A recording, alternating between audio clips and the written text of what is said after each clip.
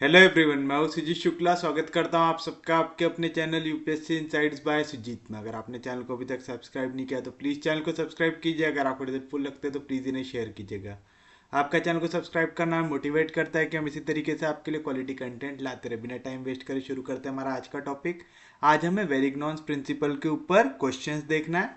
तो एक बार थोड़ा सा रिवाइज कर लेते हैं। वेरिग्नॉन्स प्रिंसिपल क्या होता है? If a number of coplanar forces are acting simultaneously on a particle, the algebraic sum of the moments of all the forces about any point is equal to the moment of their resultant force about the same point. मतलब suppose हमें movement निकालना है about point A. यहां पे multiple forces act कर रही है। Suppose ये F1, F2, F3, F4, इस तरीके से चार फोर्सेस कुछ तो भी डिस्टेंस में एक्ट कर रही होंगी। सपोज ये पहली वाली आ रही है x1 डिस्टेंस पे, दूसरी फोर्स है x2 डिस्टेंस पे, तीसरी फोर्स है x3 डिस्टेंस पे, चौथी फोर्स है x4 डिस्टेंस पे फ्रॉम पॉइंट ए आएगा। तो अगर मैं summation of movement about point A निकालूंगा तो वो क्या आएगा? पहला तो फोर्स 1 की वजह से जो मूवमेंट आ रही है तो F1x1। क्यों यहाँ पे प्लस क्यों लिया मैंने? क्योंकि यहाँ पे देखिए ये नीचे की ओर ढकेल रहा है। नीचे की ओर मतलब क्लॉकवाइज डायरेक्शन। मैं क्लॉकवाइज को क्या ले रहा हूँ? पॉजिटिव। मैं एंड में जो आंसर लिखता हूँ वहां पे हमेशा मेंशन कर देता हूँ कि हमारा एंड में मूवमेंट क्लॉकवाइज हो रहा है कि एंटी क्लॉकवाइज हो रहा है। तो हमें आगे जाके कुछ भी प्रॉब्लम होंगी क्या? नहीं। सेकेंड फोर्स नीचे से ऊपर की ओर लग रही है। नीचे से ऊपर की ओर लगने वाली फोर्स कैसा करेंगे आपके लिए? Anti clockwise. तो आएगा माइनस F2x2। फिर उसके बाद तीसरी फोर्स नीचे की ओर ले रही है। नीचे की ओर मतलब कैसा हो रहा है मूवमेंट? क्लॉकवाइज।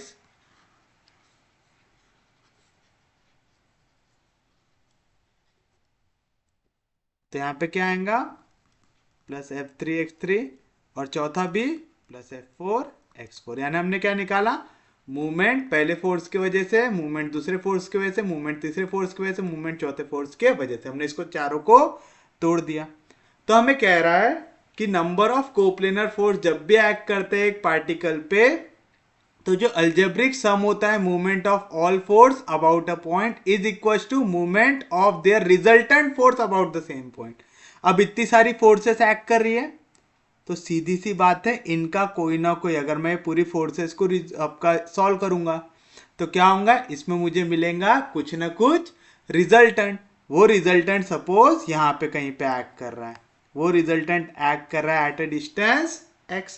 तो इस केस में मूवमेंट अबाउट ए,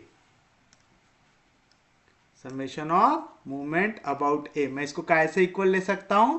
ये रिजल्टेंट फोर्स इनटू इस फोर्स का परपेंडिकुलर डिस्टेंस से। और ये दोनों वैल्यू इक्वल है, यानी मैं आर एक्स को इक्वल लिख सकता हूं ये सब वैल्यू के सम से। ये इसका मीनिंग हो गया।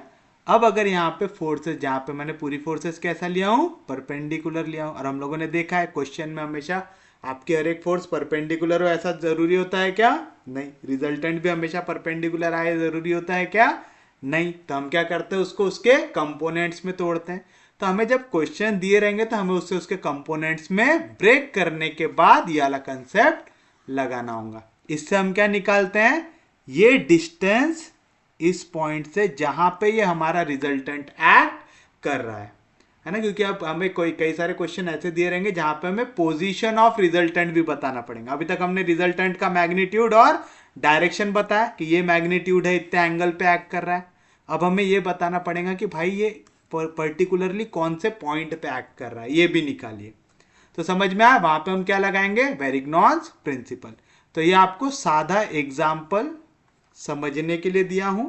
असल में जब इंक्लाइंड फोर्सेस आएंगी तब वहां पे हम कैसा अप्लाई करेंगे, अब हम डायरेक्ट क्वेश्चन में देखते हैं ताकि आपको और अच्छे से समझ में आए।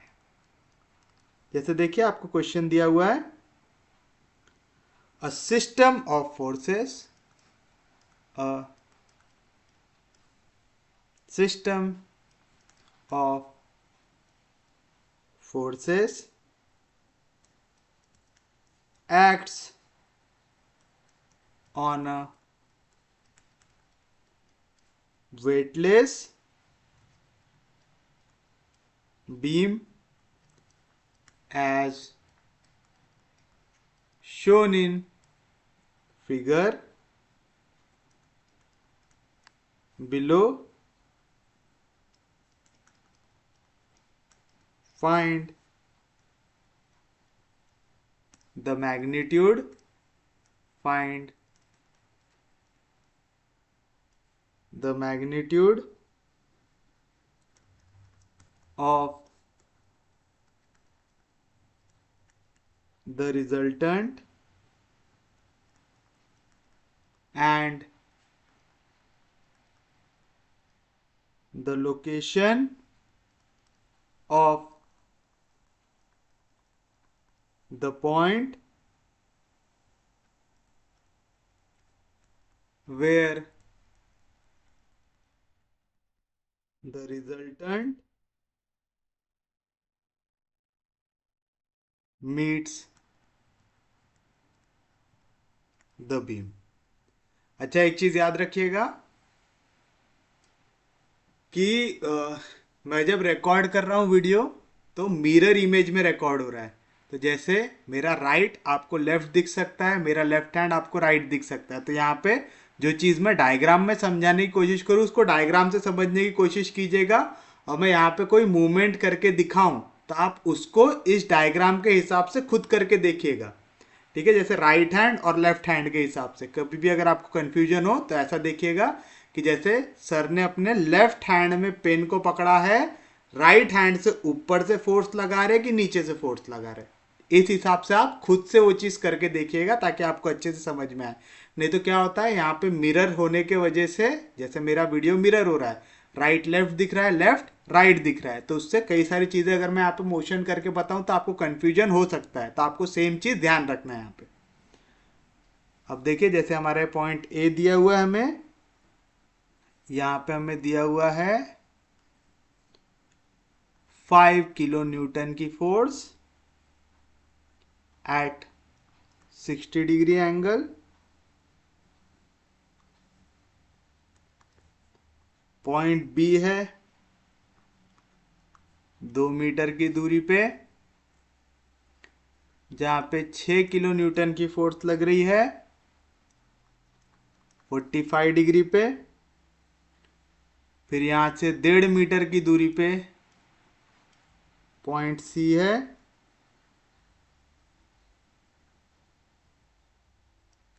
जहां पे 4 किलो न्यूटन की फोर्स लग रही है 45 डिग्री पे, और यहां से 2 मीटर की दूरी पे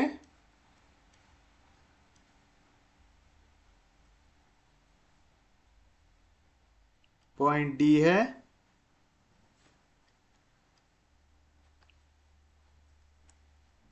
सिक्सटी डिग्री पे 8 किलो न्यूटन की फोर्स लग रही है। यहां पे आपको क्या बोल रहा है, यहां पे सिस्टम ऑफ फोर्सेस लग रही है एक वेटलेस बीम पे। आपको मैग्नीट्यूड निकालना है रिजल्टेंट का, लोकेशन निकालना है point where the resultant meet the beam, यानी आपको एग्जैक्ट लोकेशन बताना है कि भाई रिजल्टेंट कितने दूरी पे एक्ट करेगा, दिखाना है वैसा। चलिए बड़े आराम से इसको समझते हैं। चलिए आइए सॉल्यूशन में सबसे पहली चीज क्या करना पड़ता है, हम यहां पे जितनी फोर्सेस है सबको रिजॉल्व कर लेंगे। तो ये हो गया ए बी सी डी, यहां पे 2 मीटर की दूरी, 1.5 मीटर की दूरी, 2 मीटर की दूरी। पहला देखिए आपका फोर्स ऐसा नीचे आ रहा है तो इसको लाइन ऑफ एक्शन के अलोंग नीचे लेके आ जाते हैं।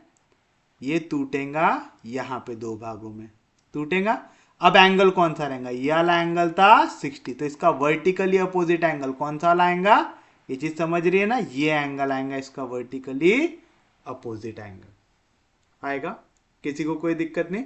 और अगर ऐसा एक्सटेंड करने में तकलीफ होती है ना तो डायरेक्ट यहीं पे तोड़ लेना, ऐसा एरो दिख रहा है ना तो इसको ऐसा तोड़ लेना, ऐसा याद रखना। लेकिन फिर एरो कहां पे आएगा, इस एरो के तरफ ही एरो आएगा, यह लाएंगा आपके लिए एफ कॉस थीटा, ये आएगा आपके लिए एफ साइन थीटा। इस पर थोड़ा कंफ्यूजन होने के चांसेस रहते हैं, करके हमेशा एक्सटेंड करके करोगे तो बेटर है। लेकिन अगर एक्सटेंड करने में दिक्कत आ रही है, एक्सटेंड करने में सिर्फ क्या याद रखना, वर्टिकली अपोजिट एंगल ढूंढना आना चाहिए आपको।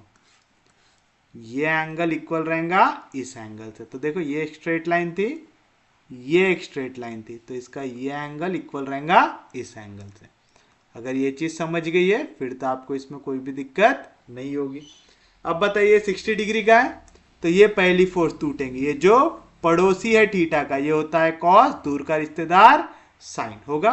तो यहां से एक फोर्स लगेंगी दूर की ओर जो रहेंगी 5 कॉस थीटा यानी 5 कॉस 60, और एक फोर्स लगेंगी नीचे की ओर जो लगेंगी f साइन थीटा यानी 5 साइन 60 लगेगी।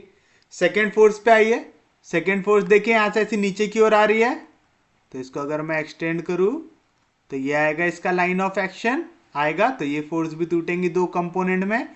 तो आपने पहली ये लाइन ड्रॉ की है, ये वाला एंगल था 45, तो ये वाला एंगल भी क्या होगा 45 होगा पक्के में।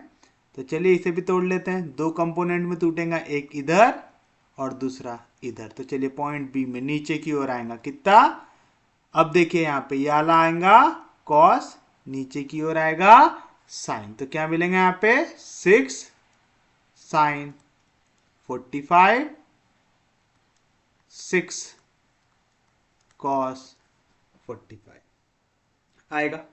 किसी को कोई दिक्कत नहीं, कोई डाउट नहीं। थर्ड फोर्स देखिए, थर्ड फोर्स तो यहीं पे आप तोड़ सकते हैं डायरेक्ट, तो ये पड़ोसी वाला कॉस, तो पॉइंट सी पे पड़ोसी वाला कॉस, तो ये क्या बनेगा आपके लिए 4 कॉस 45, और ये जो ऊपर की ओर जा रहा है ये क्या बनेगा 4 साइन 45 आएगा। लास्ट वाली नीचे की ओर जा रही है, इसको एक्सटेंड कर देता हूं, ये हमारी जो बॉडी है इसको एक्सटेंड कर देता हूं। अगर ये 60 डिग्री था तो ये भी कितना रहेगा 60 डिग्री रहेगा। ये फोर्स ऐसी जा रही है तो इसके दो कंपोनेंट इस तरीके से टूटेंगे, पड़ोसी वाला टूटेगा कॉस, तो ये आएगा 8 कॉस 60, और ये दूर का रिश्तेदार आएगा 8 साइन 60। अब मैंने जितनी फोर्सेस थी यहाँ पे सबके सबको क्या कर लिया हूं ब्रेक डाउन कर लिया हूं। अब बस मुझे क्या निकालना है, summation of horizontal forces summation of vertical forces निकालना है। तो चलिए रिजॉल्विंग हॉरिजॉन्टल फोर्सेस, तो चलिए समेशन ऑफ हॉरिजॉन्टल फोर्सेस क्या आएगा। हॉरिजॉन्टल में याद है, हॉरिजॉन्टल में लेफ्ट की ओर जाने वाला नेगेटिव, राइट की ओर जाने वाला पॉजिटिव। पहला लेफ्ट की ओर जा रहा है 5 cos 60, तो -5 cos 60। ये राइट की ओर जा रहा है तो आएगा +6 cos 45। ये भी राइट की ओर जा रहा है तो +4 cos 45। ये भी राइट की ओर जा रहा है तो आएगा +8 cos 60 आएगा। बस अब हमें क्या करना है, इसको कैलकुलेट करना है, तो निकालिए कैलकुलेटर।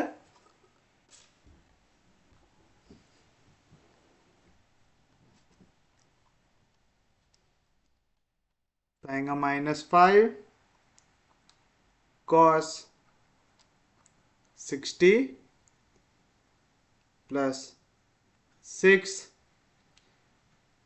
cos, फिर से याद दिला रहा हूं आपको, एंगल क्या में रखना है डिग्री में, 45 +4 cos 45 +8 cos 60। तो इसका आंसर आ रहा है 8.5106। तो हम इसे लिख देते हैं, समेशन ऑफ हॉरिजॉन्टल फोर्सेस आ रहा है 8.57106 है, तो मैं 1 ले लेता हूं।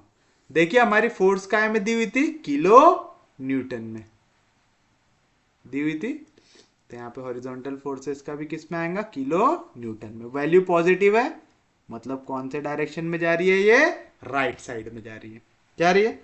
अब हम इसी तरीके से क्या निकालेंगे, summation of vertical forces. Vertical forces जो भी नीचे आएंगी नेगेटिव, जो भी ऊपर जाएंगी पॉजिटिव। तो रिजॉल्विंग वर्टिकल फोर्सेस,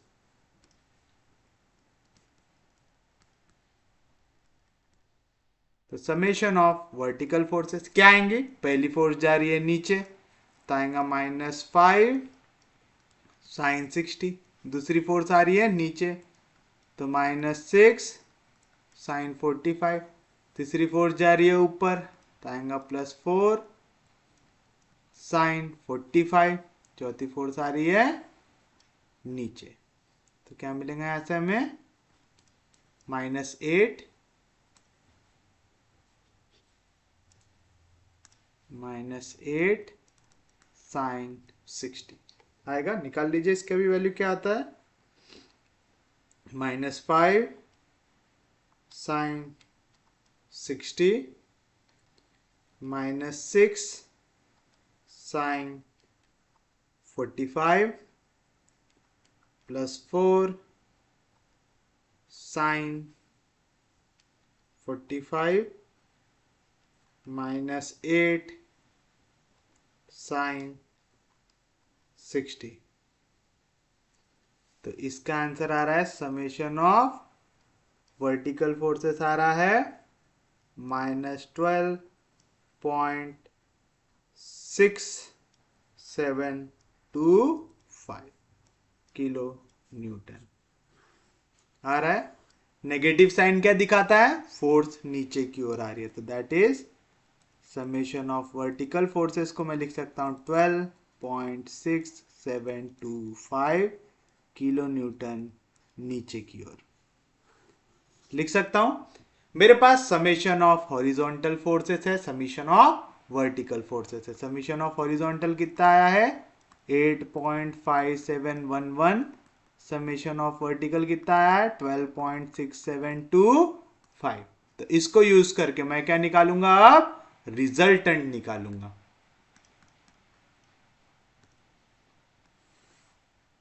है ऐसा? तो बताइए रिजल्टेंट की वैल्यू क्या रहेंगी? रिजल्टेंट रहेगा square root of summation of horizontal forces का square plus summation of vertical forces का स्क्वायर। तो क्या मिलेगा? Square root of horizontal forces क्या है? 8.5711 का स्क्वायर, वर्टिकल क्या है? 12.6725 का स्क्वायर। निकाल लीजिए वैल्यू क्या आती है इसकी। स्क्वायर रूट ऑफ 8.5711 का स्क्वायर 15711 का स्क्वायर प्लस 12.6725 का स्क्वायर। तो इसका आंसर आ रहा है, रिजल्टेंट आया हमारा 15.29888। तो मैं उसको 2989 किलो न्यूटन लिख देता हूं। आ गया? कोई दिक्कत नहीं, कोई डाउट नहीं। अब आप देखिए हमारा समेशन ऑफ हॉरिजॉन्टल फोर्स किस डायरेक्शन में गया? राइट हैंड साइड में। समेशन ऑफ वर्टिकल फोर्स किस डायरेक्शन में गया? नीचे की ओर। तो हमारा रिजल्टेंट इस साइड के डायरेक्शन में आएगा। आएगा। अगर मैं हॉरिजॉन्टल के साथ इसका एंगल ले लूं अल्फा, तो उस केस में अल्फा की वैल्यू क्या आ जाएंगी? tan इनवर्स ऑफ अपोजिट यानी समेशन ऑफ वर्टिकल, एडजेसेंट यानी समेशन ऑफ हॉरिजॉन्टल। क्योंकि अगर ये समेशन ऑफ वर्टिकल है तो ये भी आएगा summation of vertical. tan theta क्या होता है? अपोजिट अपॉन एडजेसेंट होता है। कोई दिक्कत नहीं। तो बताइए क्या आएंगी value? tan inverse of vertical 12.6725, horizontal 8.5711। तो क्या आएंगी value? tan inverse of 12.6725 divide by 8.5711। तो इसका आंसर आ रहा है 55.92737, तो आप लिख सकते हैं 9274 डिग्री। आ रहा है? किसी को कोई दिक्कत नहीं? आप याद है ना, आप ये भी लिख सकते हैं, late the resultant makes an angle of alpha with the weightless beam. आप चाहते हैं यहाँ पे ऐसा थ्योरेटिकल लाइन भी लिख सकते हैं, ठीक है ना, let alpha be the angle made by resultant with the weightless beam, या तो गिवन बीम। फिर उसके बाद आप इसे सॉल्व कर सकते हैं। अब हमें पता चल गया रिजल्टेंट ऐसा नीचे की ओर एक्ट कर रहा है, वो इतना एंगल बना रहा है, लेकिन हमें हमेशा ये भी नहीं पता कि वो कहां पे एक्ट कर रहा है। तो अब हम यहां पे यूज करेंगे मूवमेंट।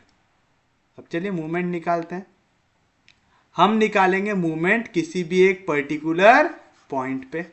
अब देखिए हम लोग मूवमेंट कोई भी पॉइंट पे निकाल सकते हैं क्योंकि फोर्स हर एक जगह पे एक्ट कर रही है। तो हम मूवमेंट निकालेंगे पॉइंट ए पे। किस पे निकालेंगे? पॉइंट ए पे।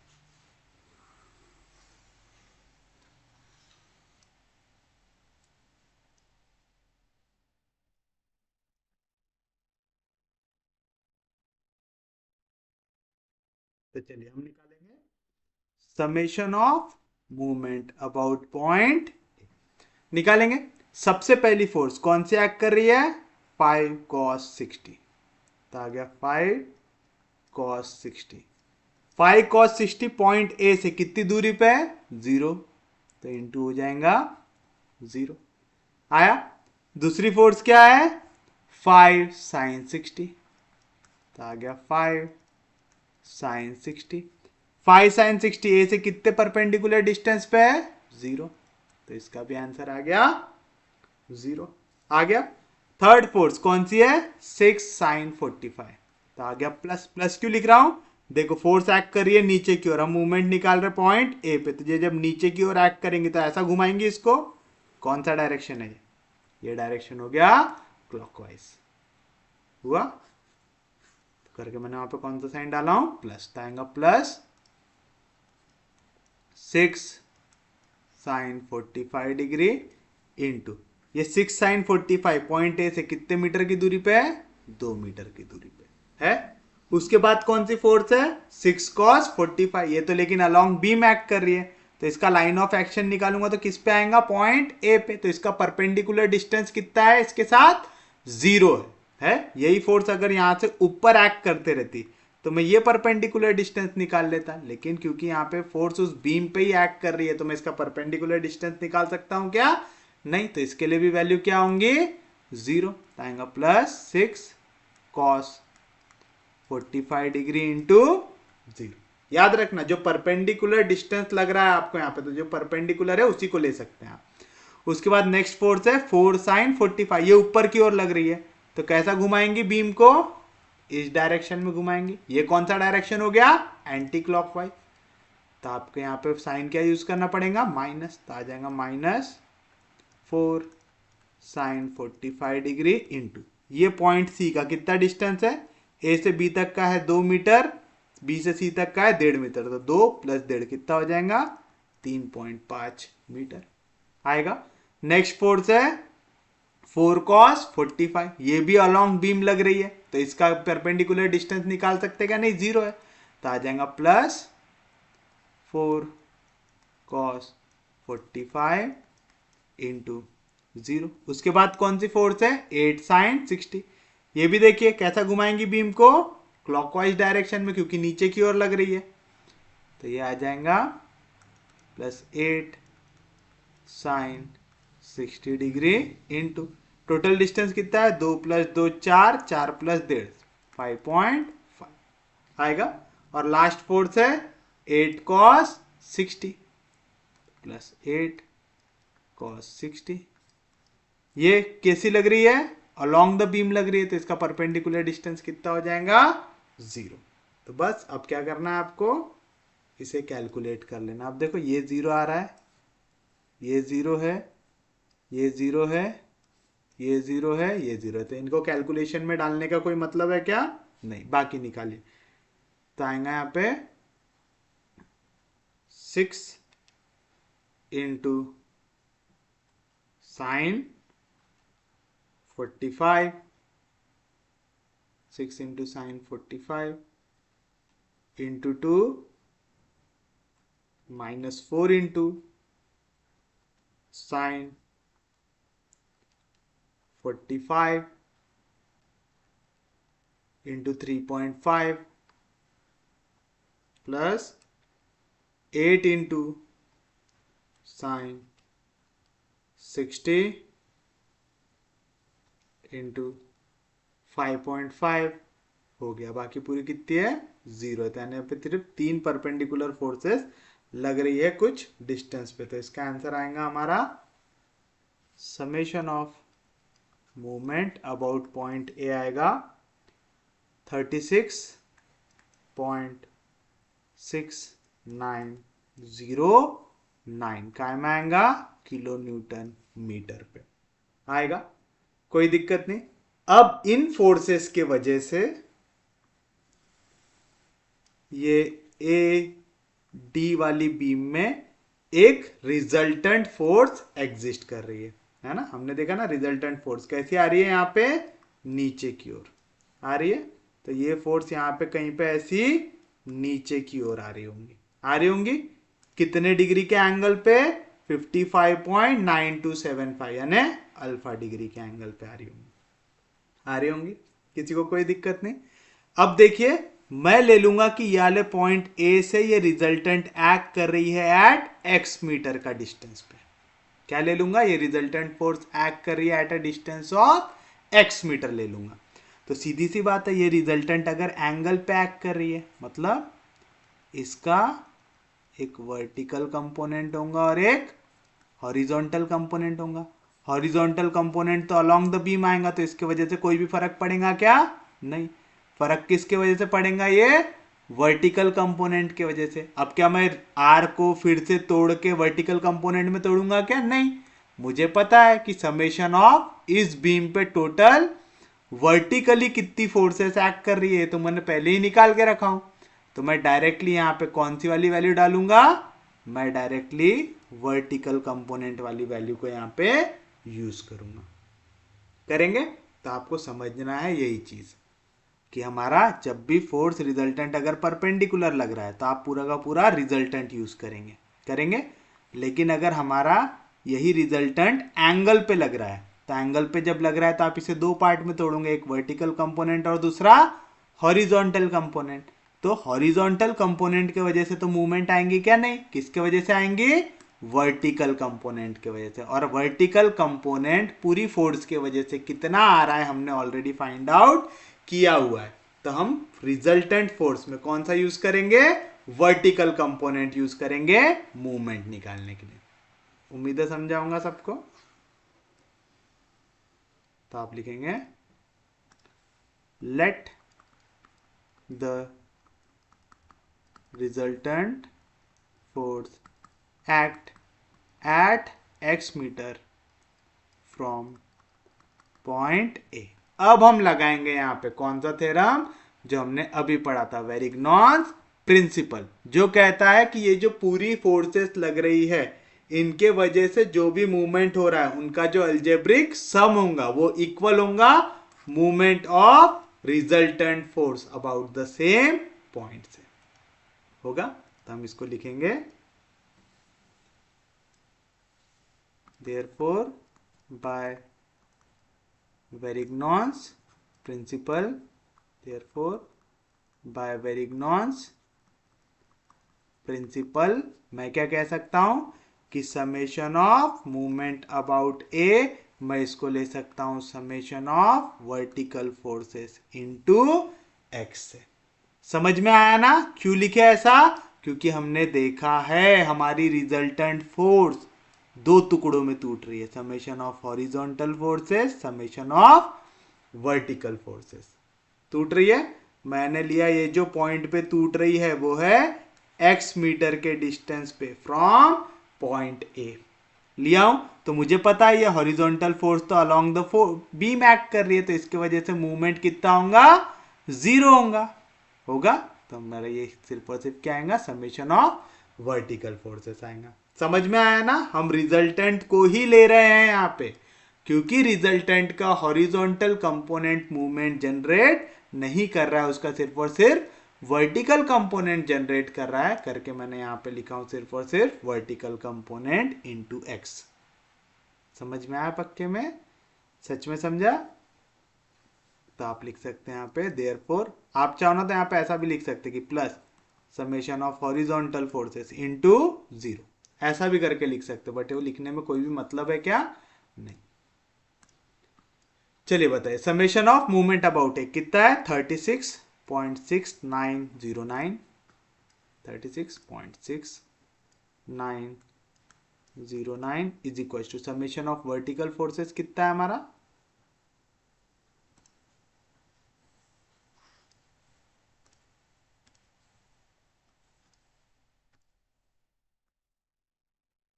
Summation of vertical forces into X. तो बताइए यहां से एक्स की वैल्यू क्या मिलेंगी? वाली वैल्यू यहाँ पे मल्टीप्लीकेशन में इधर जाएंगी तो डिवीजन में, तो क्या आएंगे आंसर? 36.6909, 36.6909 डिवाइडेड बाय 12.6725, इसका आंसर आ रहा है 2.8953 मीटर। मतलब हमने निकाल लिया रिजल्टेंट इस फोर्स का कि पॉइंट ए से 2.8953 मीटर के डिस्टेंस पे रिजल्टेंट एक्ट कर रहा है नीचे की ओर कर रहा है, और वो एंगल है अल्फा, जो है 55.9274 डिग्री। तो ये आपने निकाल लिया उसका एग्जैक्ट लोकेशन। निकाल लिया, इजी था, इसमें कुछ भी हार्ड तो नहीं लगा ना किसी को भी। आप चाहो तो रिजल्टेंट की वैल्यू भी मेंशन कर सकते हैं यहाँ पे कि 15.2989 यहाँ पे लिख दो वो भी। तो ये रहेगा आपके लिए आपका फाइनल आंसर। उम्मीद है समझा होगा क्वेश्चन, ज्यादा हार्ड तो नहीं लगा किसी को भी? अगर हार्ड लगा तो नेक्स्ट क्वेश्चन देखिए।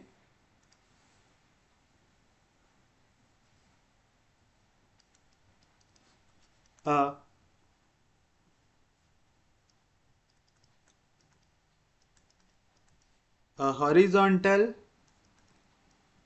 line PQRS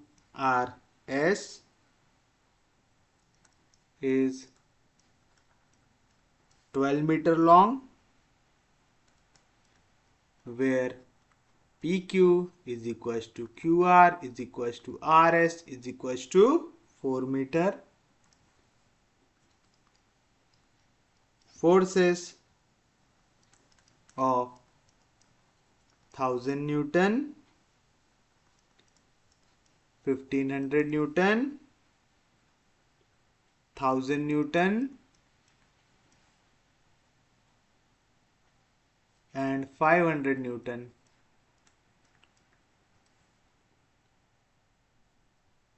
acts at P, Q, R and S respectively with downward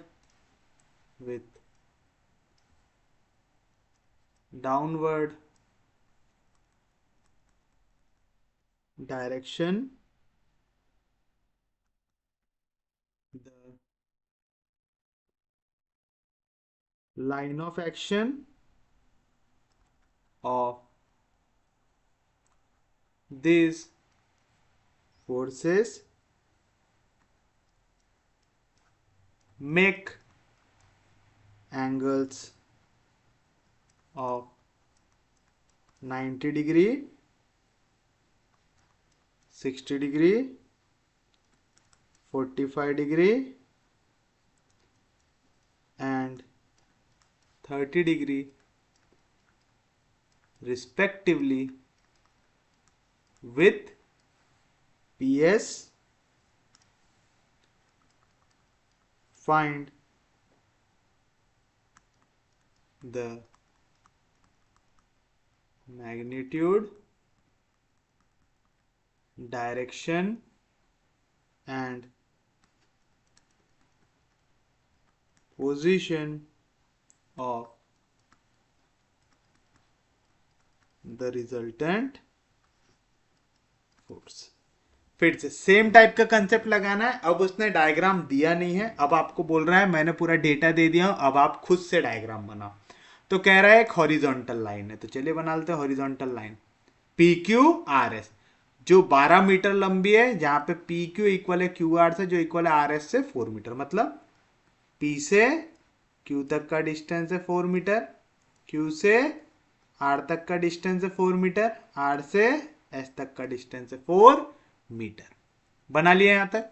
फिर कह रहा है फोर्स एक्ट कर रही है 1000 न्यूटन की पी में, 1500 की क्यू में, 1000 की आर में, 500 की एस में। 500 ही है ना इसमें, हाँ। At P Q R N S the line of action of these forces make angle of 90 degree, 60 degree, 45 degree and 30 degree respectively with PS। मतलब पहली जो पॉइंट ए पे, सॉरी पॉइंट पी पे एक्ट कर रहा है 1000 न्यूटन, कितनी degree पे? 90 डिग्री पे। तो चलिए 90 डिग्री पे यहां पे हमने बना दिया 1000 न्यूटन की फोर्स। और सबकी सब फोर्स कौन से डायरेक्शन में है? डाउनवर्ड डायरेक्शन में, तो सबको नीचे की ओर ही बनाना है। सेकेंड 1500 न्यूटन की फोर्स लग रही है, कितने डिग्री के एंगल पे? 60 डिग्री का एंगल विथ पीएस। तो पीएस के साथ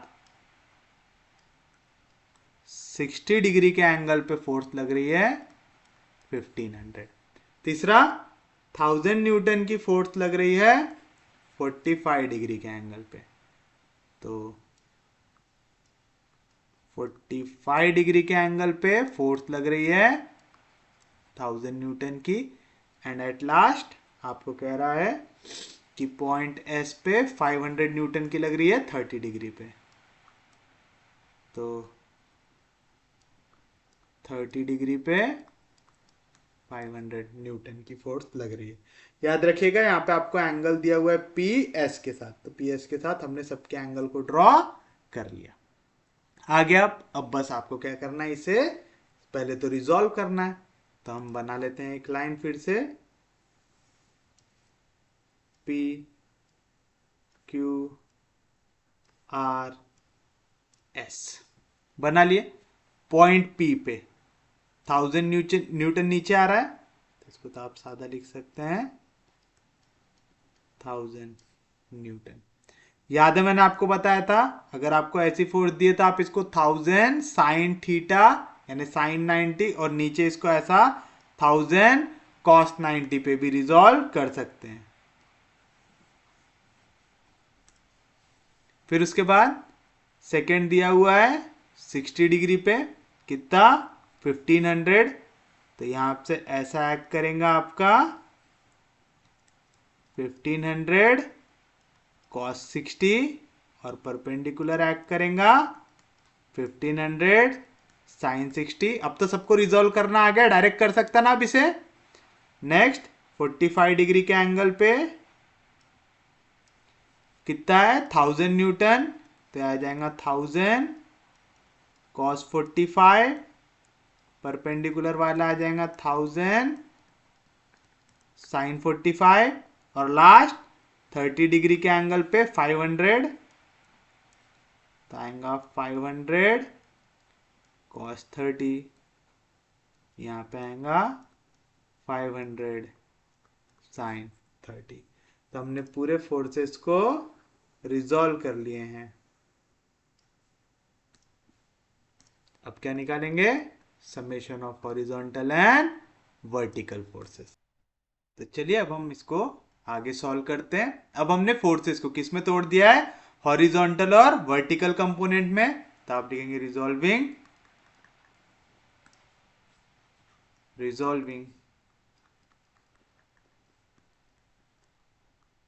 हॉरिजॉन्टल कंपोनेंट्स, तो समेशन ऑफ हॉरिजॉन्टल कंपोनेंट्स क्या क्या आएगा, याद है हॉरिजॉन्टल कंपोनेंट जो भी लेफ्ट में जाता है नेगेटिव, राइट में जाता है पॉजिटिव। तो सबसे पहला आ रहा है 1500 cos 60। और एक चीज आपको याद रखना है, मैं चाहूं तो यहाँ पे 1000 न्यूटन को भी दो तरीके से लिख सकता हूं। कौन कौन सा? 1000 sin 90, ये आ जाएगा 1000 cos 90 आ जाएगा। तो आप पूरे फोर्सेस को तोड़ रहे हैं तो ऐसा तोड़ के भी लिख सकते हैं। तो बताइए पहली वैल्यू क्या आएंगे? -1000 cos 90। बट इसका कुछ भी मतलब होता है क्या? नहीं, क्योंकि cos 90 कितना हो जाएगा? 0। तो ये हॉरिजॉन्टल फोर्स कितनी हो जाएंगी? 0, क्योंकि ये कैसी फोर्स थी? वर्टिकल फोर्स थी। याद रहेगा। सेकेंड आएगा -1500 cos 60, उसके बाद -1000 cos 45, उसके बाद -500 cos 30। तो पहली फोर्स तो 0 आ रही है, उसको छोड़ के बाकियों को सॉल्व कीजिए। तो आएगा 1500 cos 60, 1000 cos 45, 500 cos 30। तो कितना आ रहा है आपका answer? Summation of horizontal forces आ रहा है -1890.11948। तो 11945 लिख देते हैं न्यूटन में। अब क्योंकि यहाँ पे आंसर नेगेटिव आ रहा है, मतलब फोर्सेस एक्ट कर रही है लेफ्ट हैंड साइड की ओर, तो समेशन ऑफ हॉरिजॉन्टल फोर्सेस आ जाएगा 1890.1195 आएगा न्यूटन। कौन सी ओर? लेफ्ट साइड की ओर। आ गया। एक बार समेशन ऑफ हॉरिजॉन्टल फोर्सेस निकाल लिया, अब क्या करेंगे? वर्टिकल निकालेंगे। तो resolving vertical components of forces क्या आएगा? Summation of vertical forces. पहला वर्टिकल, याद है वर्टिकल नीचे आया तो नेगेटिव, ऊपर गया तो पॉजिटिव। तो पहला क्या आएगा? 1000 sin 90, sin 90 होता है 1, यानी आ जाएगा 1000। दूसरा माइनस में लीजिएगा सबको, 1500 sin 60, अगला 1000 sin 45, अगला 500 sin 30। तो बताइए कितना आएगा आंसर? पहला है 1000, उसके बाद है 1500 sin 60, उसके बाद है 1000 sin 45, उसके बाद है 500 sin 30। तो हमारा आ रहा है समेशन ऑफ वर्टिकल फोर्सेस -3056.14488 आएगा 1449 न्यूटन आ रहा है। ये फोर्स नेगेटिव है, यानी हमारी वर्टिकल फोर्सेस किधर एक्ट कर रही है? डाउनवर्ड डायरेक्शन में। तो आप लिख सकते हो 3256.1449 न्यूटन इन डाउनवर्ड डायरेक्शन आ रहा है। तो यहां से आपको क्या समझ में आया? हॉरिजॉन्टल फोर्सेस लेके जा रही है हमें लेफ्ट साइड, वर्टिकल फोर्सेस लेके जा रही है नीचे, यानी इससे हमें क्या मिलेगा? हमारा रिजल्टेंट मिलेगा। Let this resultant make angle alpha with PS करेगा। तो late the resultant makes angle alpha with PS। तो बताइए क्या मिलेगा आपको यार आंसर फिर? तो आप लिख सकते हैं अल्फा की वैल्यू हो जाएंगी। अच्छा, हम पहले डायरेक्ट अल्फा क्यों निकाल रहे हैं? पहले रिजल्टेंट तो निकाल ले। पहले हम रिजल्टेंट निकाल लेते हैं। रिजल्टेंट हो जाएगा square root of summation of horizontal का square plus summation of vertical का स्क्वायर। तो आ जाएगा स्क्वायर रूट ऑफ हॉरिजॉन्टल कितना है?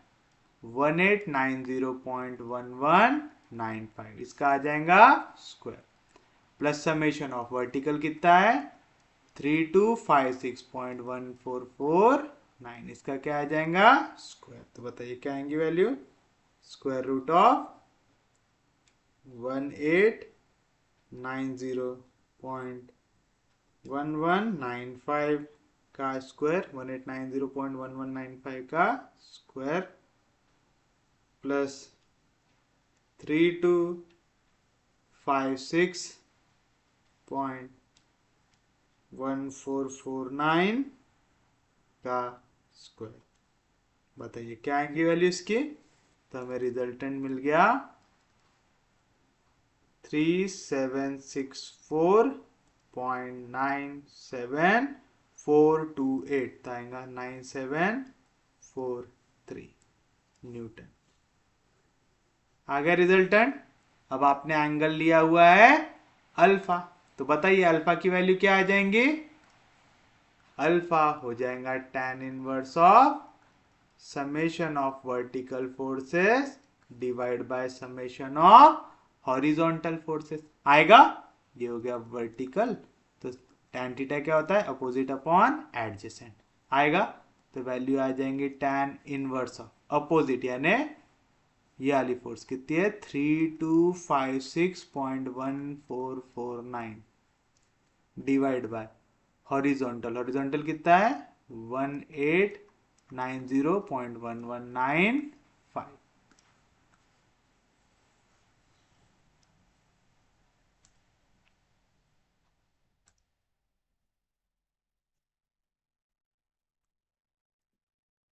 आइए वैल्यू, तो बताइए क्या मिलेगा आपको, tan inverse of 3256.1449 divide by 1890.1195, तो हमारा आंसर आ रहा है 59.86579, तो हम इसे लिख देते हैं 58 डिग्री। तो अल्फा इतना एंगल बना रहा है हमारा।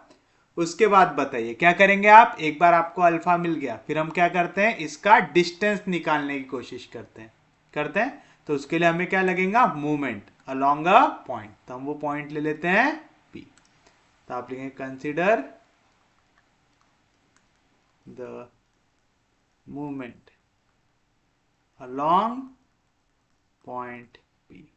तो चलिए P के हिसाब से अब हम मूवमेंट निकालेंगे।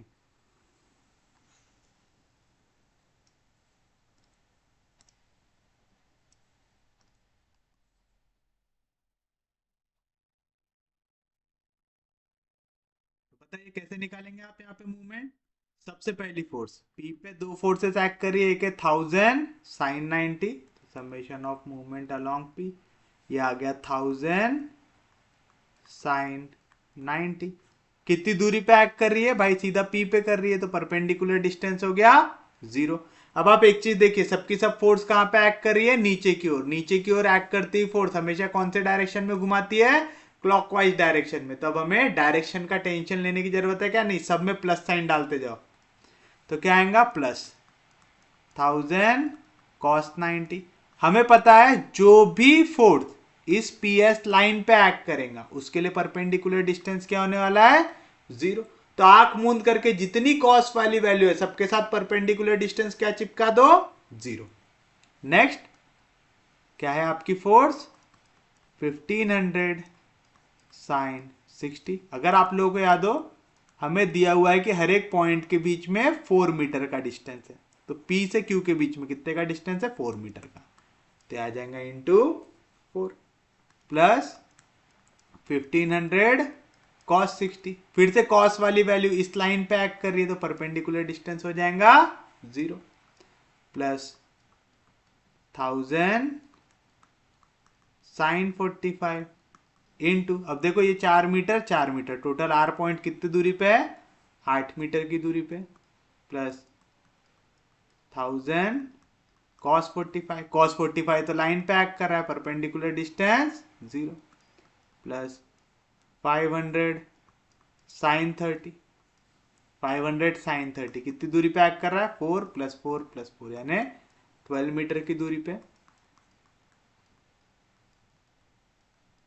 500 cos 30 ये लाइन पे एक्ट कर रहा है, यानी परपेंडिकुलर डिस्टेंस कितना हो जाएगा? 0।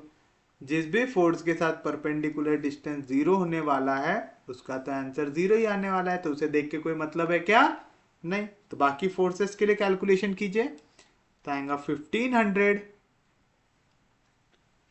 साइन 60, 1500 साइन 60 इंटू 4, फिर उसके बाद प्लस 1000 इंटू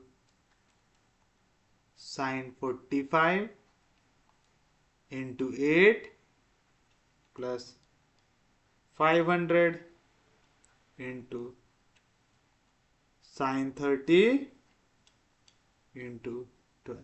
ये तीन फोर्सेस ही एक्ट कर रही है पॉइंट पी को छोड़ के परपेंडिकुलर। इनका आंसर आएगा summation of movement along point P आ रहा है 13,853.00667 आ रहा है। ये आंसर काय में आएगा? फोर्सेस दी हुई थी न्यूटन में, डिस्टेंस दिया हुआ था मीटर में, सबकी सब फोर्सेस नीचे की ओर एक्ट कर रहे हैं, तो डायरेक्शन कैसा रहेगा इसका? क्लॉकवाइज डायरेक्शन रहेगा। किसी को कोई दिक्कत नहीं?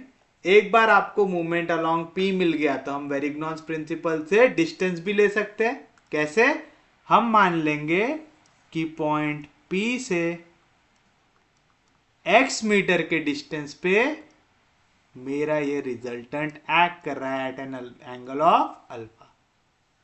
तो मेरा रिजल्टेंट एक्ट कर रहा है at an angle of alpha, कर रहा है ऐसा, तो ये भी वर्टिकल और हॉरिजॉन्टल कंपोनेंट में टूटेगा। हॉरिजॉन्टल कंपोनेंट जो समेशन ऑफ हॉरिजॉन्टल फोर्स है वो किससे जाएगा? पॉइंट पी से, तो उसके वजह से मोमेंटम कितना हो जाएगा? 0। और summation of vertical component perpendicular है तो आएगा summation of vertical into x आएगा। ये कंसेप्ट समझ गया सबको? तो आप लिखेंगे let the resultant force acts at x meter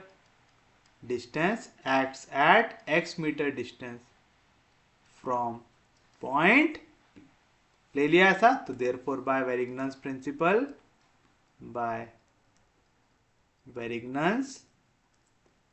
principle मैं क्या कह सकता हूं? Summation of movement along point P. इसका आंसर रहेगा रिजल्टेंट के वो फैक्टर जिसके वजह से मूवमेंट आ रहा है, तो summation of vertical component of resultant into x आएगा ऐसा।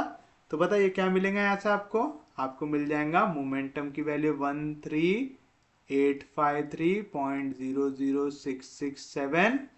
यहाँ पे वैल्यू मल्टीप्लीकेशन में, इधर जाएगा तो डिवीजन में क्या वैल्यू आ जाएंगी? वर्टिकल कंपोनेंट यहाँ पे कहीं पे लिखा हुआ है क्या? ये है, क्या है?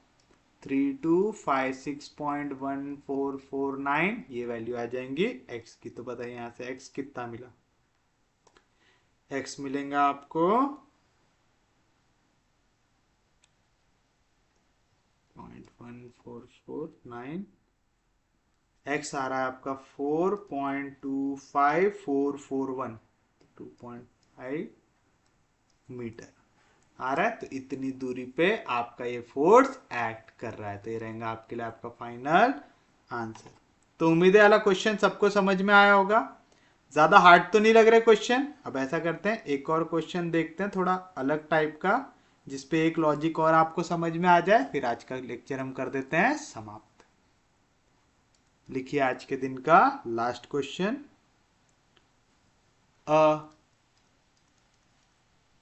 Uniform plank ABC of weight 30 Newton and 2 meter long is supported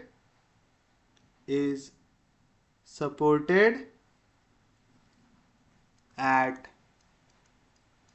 one end A and at a point B 1.4 meter from A as shown in figure. Find the maximum weight W that can be placed at C, that can be placed at C, so that the plank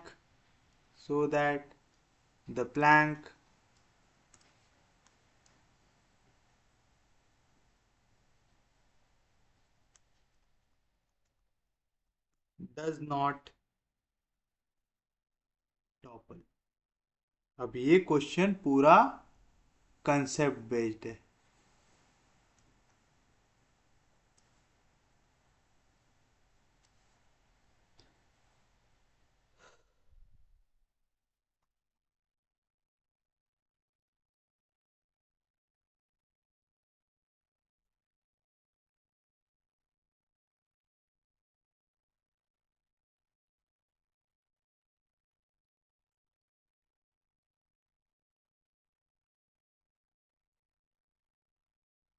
इस तरीके का आपको एक diagram दिया हुआ है.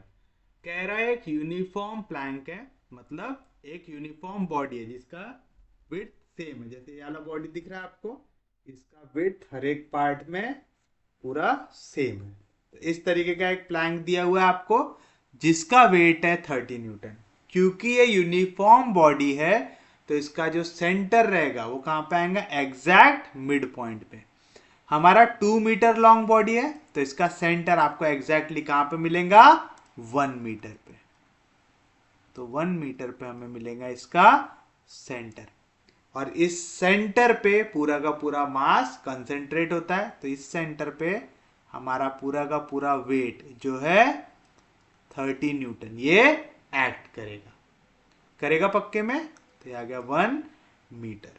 ये चीज याद रखेंगे पक्के में. तो ये बॉडी जो होती है इसके सेंटर पे अगर आप इसका एग्जैक्ट सेंटर ढूंढ ले तो आप बॉडी को क्या कर सकते हैं, बैलेंस कर सकते हैं. क्यों, क्योंकि एग्जैक्ट जहां पे इसका सेंटर ऑफ मास हो वहीं पे पूरा का पूरा वेट कंसेंट्रेट होता है. तो क्योंकि ये यूनिफॉर्म बॉडी है इसका सेंटर एकदम एग्जैक्ट सेंटर पे आएगा, मिड पॉइंट पे आएगा पक्के में. तो पूरा का पूरा जो वेट 30 न्यूटन है ये एक्ट करेगा 1 मीटर की दूरी पे फ्रॉम पॉइंट ए. करेगा, किसी को कोई दिक्कत नहीं. उसके बाद आपको कह रहा है कि हम एक वेट W पॉइंट सी पे रख रहे हैं. तो अब आप समझिए सिनेरियो क्या है. ये हो गया पॉइंट ए, ये हो गया पॉइंट बी. इसके ऊपर ये एक यूनिफॉर्म प्लैंक रखा हुआ है. अब मैं यहाँ पे वेट W डाल रहा हूं. तो मैं धीरे धीरे जब वेट डाल रहा हूं तो इसमें कोई फर्क नहीं पड़ रहा. लेकिन जैसे ही वेट ज्यादा होते जा रहा है आप देख रहे पेन में मूवमेंट आ रहा है. अगर मैं इससे ज्यादा वेट डालूंगा तो पेन क्या हो जाएगा, फॉल हो जाएगा. तो आपसे पूछ रहा है आप ज्यादा से ज्यादा कितना वेट W यहां पे रख सकते हैं कि ये प्लैंक नीचे ना गिरे. समझ में आया क्वेश्चन. तो सबसे पहले हम बताएंगे जो 30 न्यूटन का वेट है ये कहां पे एक्ट करेगा, एट सेंटर. तो आप लिखेंगे as the plank ABC is uniform therefore its weight of 30 Newton acts at its midpoint, that is at distance of 1 meter from A. और देखो अब अगर मैं A से इसका डिस्टेंस निकाल तो कितना आ रहा है, 1 मीटर. और अगर मैं पॉइंट बी से इसका डिस्टेंस निकालूं, ए और बी के बीच में कितनी दूरी है 1.4 मीटर, ए और इस पॉइंट के बीच में कितनी दूरी है 1 मीटर, तो ये बचा हुआ कितना आएगा 0.4 मीटर, तो और 0.4 मीटर फ्रॉम बी आएगा ऐसा। ये चीज समझ में आया। अब मैं बी को इतना महत्व क्यों दे रहा हूं ये समझिए। ये हमारा है पॉइंट ए, ये है हमारा पॉइंट बी, ये रखा हुआ है हमारा प्लैंक। जब मैं इस पे वेट लगा रहा हूं तो ये मूवमेंट कौन से पॉइंट पे हो रहा है हमारे पॉइंट बी पे, क्योंकि जब मैं इस पे वेट लगाऊंगा तो ये जो प्लैंक है ये नीचे आएगा, नीचे आएगा तो किसके अलोंग मूवमेंट होगा पॉइंट बी के अलोंग मूवमेंट होगा। समझ में आ रहा है। तो यहां पे आपको ये कब तक बैलेंस रहेगा जब बी के अलोंग मूवमेंट 30 न्यूटन के फोर्स के वजह से सेम हो बी के अलोंग मूवमेंट इस फोर्स के वजह से। समझ में आया। तो ये 1 मीटर हो गया, ये 0.4 मीटर हो गया। तब आप समझिए इस प्लैंक में पूरा खेल बी पे हो रहा है। क्यों? यहां से एक फोर्स नीचे की ओर 30 न्यूटन इसे खींच रही है, दूसरी ओर आप नीचे की ओर W फोर्स लगा रहे हैं। ये 30 न्यूटन है 0.4 मीटर दूरी पे, ये 0.6 मीटर दूरी पे है आपका W फोर्स है। समझ में आ रहा है। तो जब तक ये दोनों के दोनों फोर्स के वजह से जो मोमेंटम है बी के तरफ 30 न्यूटन भी खींच रहा है, इधर से W भी खींच रहा है।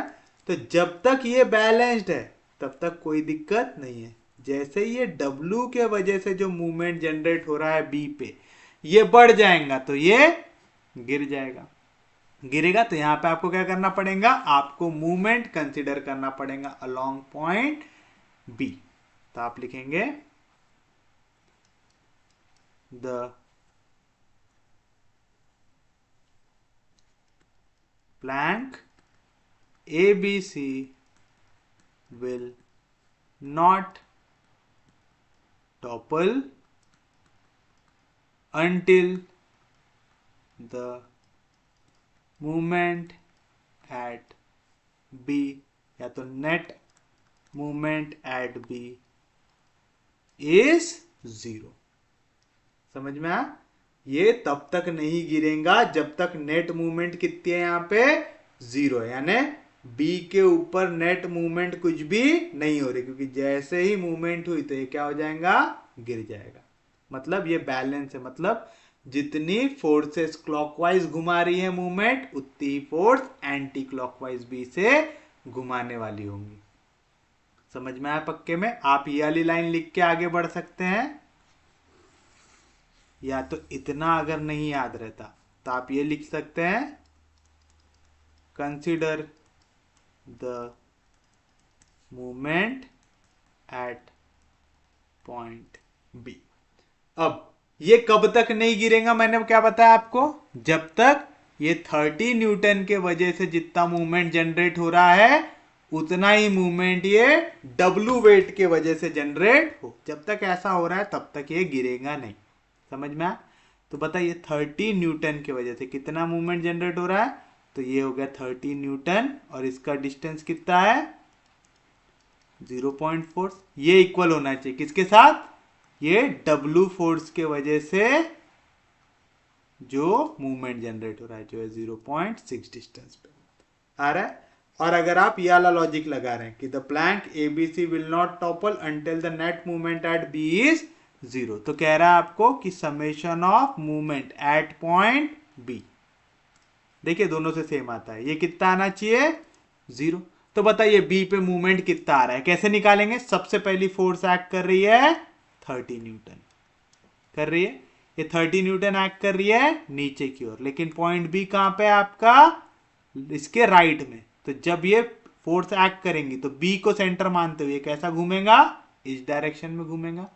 मतलब कौन सा डायरेक्शन हो गया, एंटी क्लॉकवाइज। तो यहां पे फोर्स आएंगी -30 इंटू 0.4 आएगा ऐसा। सेकेंड फोर्स कौन सी एक्ट कर रही है, W भी नीचे की ओर एक्ट कर रही है, लेकिन कौन से साइड में, राइट साइड में। तो जब W लगेगा लेफ्ट में सेंटर लेते हुए, ये किस ओर घूमेगा, ये घूमेगा इस तरीके से। ये डायरेक्शन कौन सा है, क्लॉकवाइज। तो यहां से हमें आंसर मिलेगा +W इंटू 0.6। ये कब तक नहीं गिरेगा, जब तक नेट मूवमेंट कितनी नहीं होती, 0। तो यहाँ पे वैल्यू नेगेटिव, इधर जाएंगी तो पॉजिटिव, यानी W इंटू 0.6 ये इक्वल रहेगा 30 इंटू 0.5 से। तो देख रहे दोनों से आंसर सेम आता है। आपको जो सूट करे आप इसे वैसा लिखिए। तो बताइए W का आंसर क्या आएगा, 30 इंटू 0.4 डिवाइड बाय 0.6 आएगा। तो निकाल लेते हैं, 30 इंटू 0.4 डिवाइड बाय 0.6। तो कितना आ रहा है आंसर हमारे पास, W आ रहा है 20।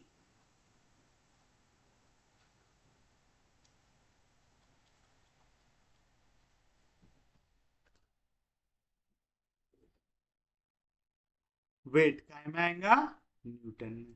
क्यों, क्योंकि हमें यहाँ पे फोर्स काय में दी हुई थी, न्यूटन में। तो जब तक आप 20 न्यूटन का वेट लगा रहे हैं तब तक ये गिरेगा नहीं, क्योंकि तब तक नेट मोमेंटम क्या रहेगा, यहाँ पे नेट मूवमेंट क्या रहेगा, 0। जैसे ही 20 से ऊपर बढ़ा तो यहाँ पे फोर्स बढ़ गई, तो ये पेन नीचे गिर जाएगा। और इसी के साथ हमारा आज का लेक्चर होता है समाप्त। उम्मीद है आपको आज का लेक्चर समझ में आया होगा। अगर आपको लेक्चर समझ में आ रहे, यूजफुल लग रहे, तो प्लीज चैनल को सब्सक्राइब कीजिए, वीडियो को शेयर कर दीजिए। सबसे इंपॉर्टेंट चीज, पढ़ते रहिए, रिवाइज करते रहिए। हम लोग मिलेंगे कल, तब तक के लिए take care, have a nice day.